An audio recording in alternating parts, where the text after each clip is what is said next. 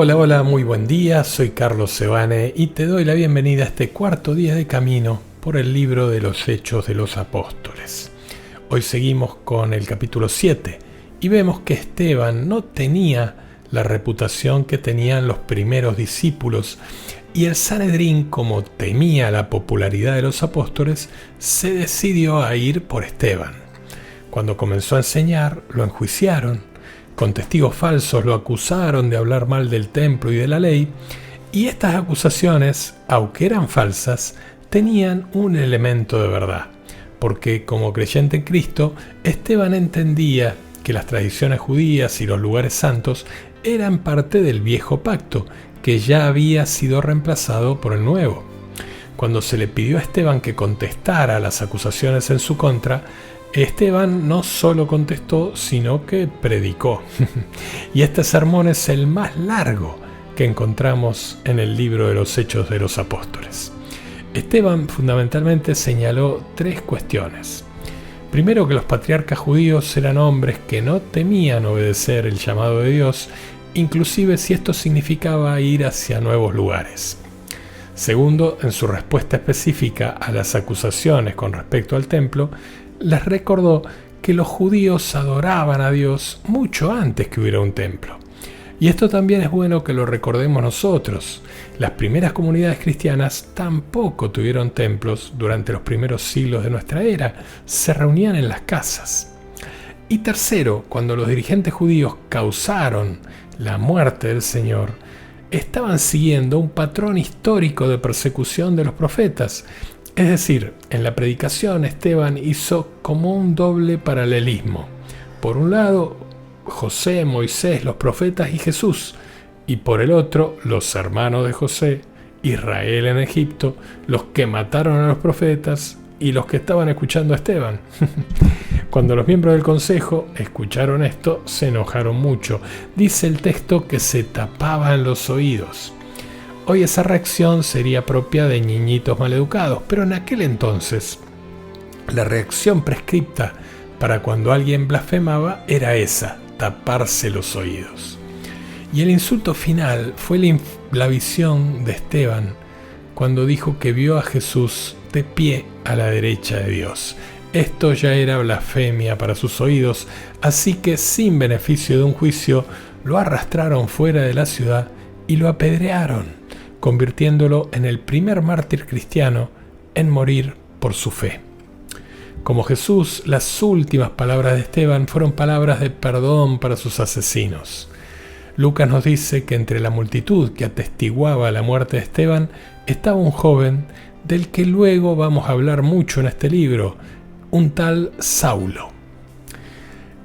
Al comenzar este camino por el libro de los Hechos, señalamos el versículo 8 del capítulo 1 como el versículo clave del primer día. Recordarás que en ese versículo está la promesa de Jesús de que los discípulos serían llenos del Espíritu Santo y serían testigos en Jerusalén, Judea y Samaria y hasta los confines de la tierra.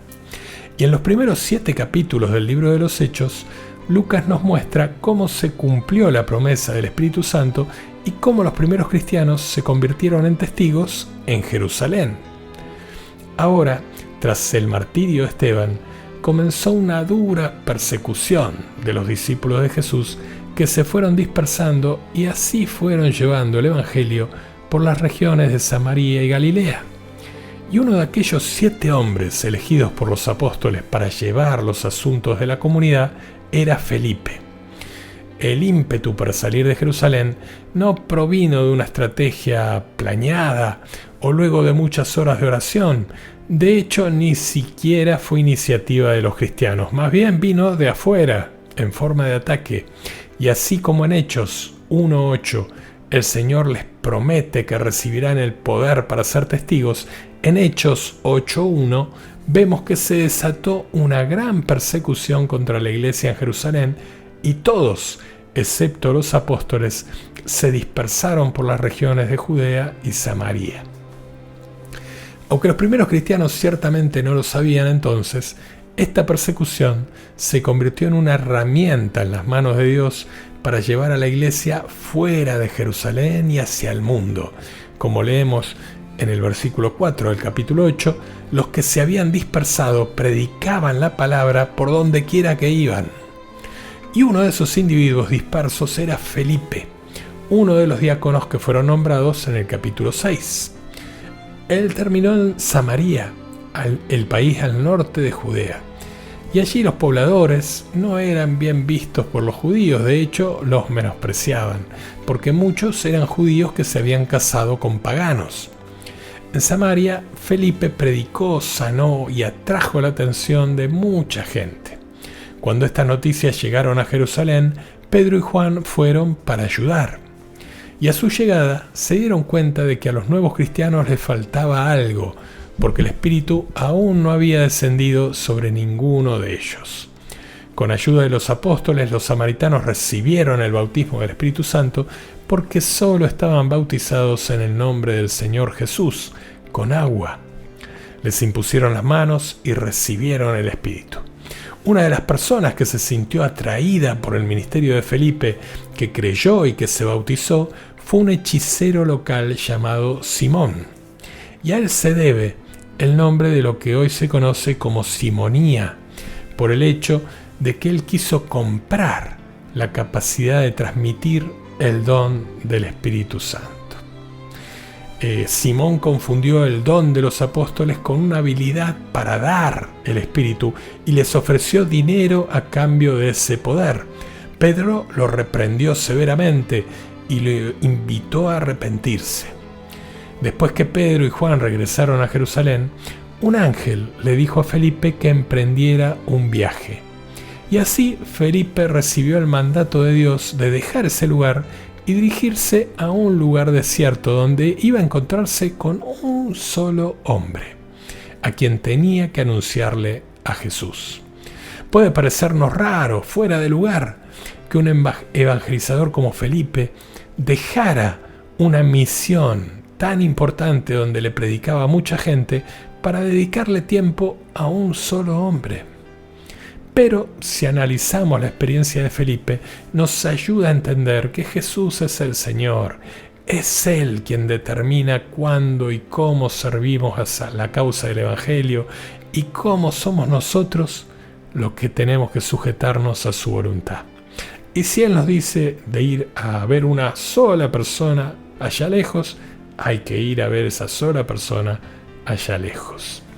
Según Lucas, Felipe no tenía ni idea a dónde iba o qué iba a hacer cuando llegara allá. Fue llamado a trabajar sin saber exactamente en qué se estaba metiendo. Pero sin duda, Dios le había preparado una cita. Cuando estaba en camino, Felipe encontró a un funcionario del Tesoro de Etiopía que estaba leyendo el libro de Isaías. Probablemente este hombre era un simpatizante de la religión judía, un temeroso de Dios, que había ido a Jerusalén a adorar. Este hombre, a quien Felipe debía evangelizar, tenía las características como para no merecer su atención, porque en primer lugar era gentil, y sabemos que para los judíos los gentiles eran menospreciados. Además era eunuco, y según el libro del Deuteronomio, los eunucos, es decir, aquellos que estaban mutilados sexualmente, no tenían lugar en la congregación de los israelitas. Pero además, como frutilla del postre, era una especie de ministro de Economía de Etiopía. Y es curioso cómo Felipe, a pesar de esos prejuicios, los venció y fue. Y a ti y a mí también nos va a tocar llevar el mensaje. Muchas veces, a aquellos que no parecen ser las personas más indicadas según nuestros criterios humanos para escuchar el Evangelio. Por eso tenemos que seguir sin miedo la guía del Espíritu y también trabajar en nuestra cabeza, en nuestros pensamientos, para ir liberándonos de todo tipo de discriminación. El etíope era un gentil que había encontrado en el judaísmo algo superior a lo que ofrecía el pensamiento religioso de su pueblo, y es por eso que cuando Felipe lo encuentra, viene de haber adorado en Jerusalén. Era un temeroso de Dios, y como tal estaba interesado en conocer el Antiguo Testamento. Por eso Felipe lo encuentra leyendo un texto del profeta Isaías. Pero él no podía entender a qué se refería el profeta. Felipe, antes de hablarle del Señor, se refirió al pasaje que leía. Y qué importante es para nosotros también aprender esto, de comenzar a partir de donde está la persona, a partir de lo que le está pasando, a partir de sus dudas, a partir de sus problemas, a partir de dónde está parada. Y a partir de allí, desarrollar la evangelización. Felipe comenzó su mensaje a partir de Isaías, pero rápidamente le presentó al etíope aquel a quien se había referido el profeta, o sea, al Señor. Cuando Felipe se acercó al etíope, el hombre estaba leyendo Isaías 53, uno de los pasajes más importantes del Antiguo Testamento que habla del Señor. Felipe vio esta oportunidad para compartir el mensaje de la Buena Nueva y le explicó el significado de la profecía al etíope, quien se convirtió y se bautizó en el camino. Y la reacción del etíope es una clara evidencia de la efectividad del mensaje de Felipe. Por un lado vemos que el etíope le pidió el bautismo. Es posible que el etíope pensara que durante algún tiempo no iba a poder moverse de su patria y entonces quiso que la predicación de Felipe se completara al bautizarlo. Lo cierto es que la petición del etíope pone de manifiesto su deseo de comprometerse de lleno con la causa de Jesús. Y dice el texto que después del bautismo el etíope siguió gozoso su camino.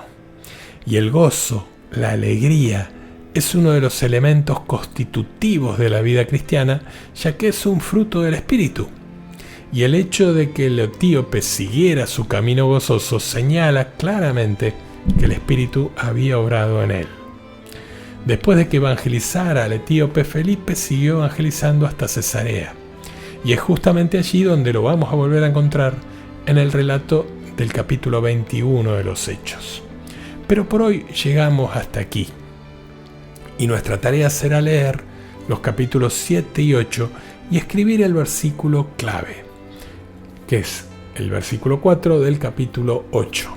Los que se habían dispersado iban por todas partes anunciando la buena nueva de la palabra. Y también toma nota de todos los versículos que te llamen la atención en estos dos capítulos. Y aquí terminamos estos dos capítulos de hoy. Vimos el martirio de Esteban, el ministerio de Felipe, y seguramente a todos nos gusta la idea de ser usados por Dios, ¿no? Pero lo que no nos gusta son las medidas que Él toma para prepararnos para el servicio. A todos nos gusta la idea de trabajar para Él, pero no nos gusta el precio que hay que pagar para hacerlo. A todos nos da mucho gozo conocer su amor, pero no nos gusta la responsabilidad que trae conocer su amor. Por algo, el Señor comparó la tarea de seguirlo con esa imagen de cargar una cruz, porque además del peso, las astillas duelen y lastiman. Pero lo bueno es que Él no nos dejó solos, no dependemos solo de nuestras propias fuerzas. Por eso te invito a que hoy nos despidamos con una oración, diciéndole al Señor que no tenemos dudas, Señor, que cuando nos encontremos contigo cara a cara, cualquier prueba que hayamos soportado en esta tierra nos parecerá pequeñita. Por eso te pedimos que pongas tus manos y tus brazos alrededor nuestro y hoy queremos que nos abraces, Señor. Te pido que abraces a cada uno de los que está escuchando este audio, que sienta tu abrazo sanador. Ayúdanos a atravesar los valles del dolor y danos fortaleza para el día de hoy y danos valor para el día de mañana. Enséñanos, Señor, a buscarte, porque buscándote a vos es como nos encontramos con nosotros. Buscándote a vos es como nos encontramos con los demás. Y buscándote a vos es como finalmente vos nos encontrás. Ayúdanos a recordar que cualquier lucha por las que estemos pasando es mínima comparada con el gran Dios a quien servimos. Y además queremos pedirte que así como estamos, así como somos, nos envíes.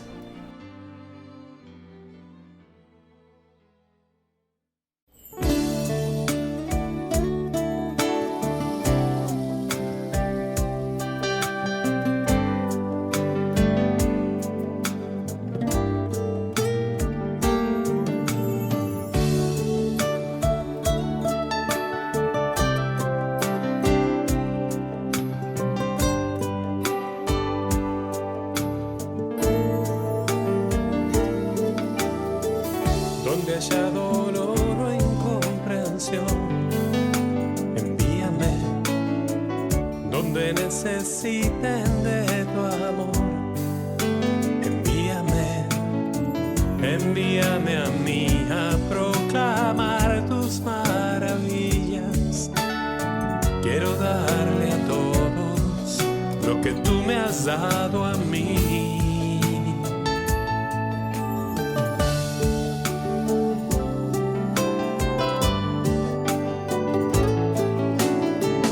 Donde haya heridas sin cerrar, envíame. Y si hay vidas por resucitar, envíame. Y envía la fuerza de lo alto sobre mí. Es la única forma que podré vivir así. Porque sin tu espíritu yo no puedo nada. Palabras huecas yo diré. Me basta tu gracia, tu dulce mirada. Solo te pido serte fiel.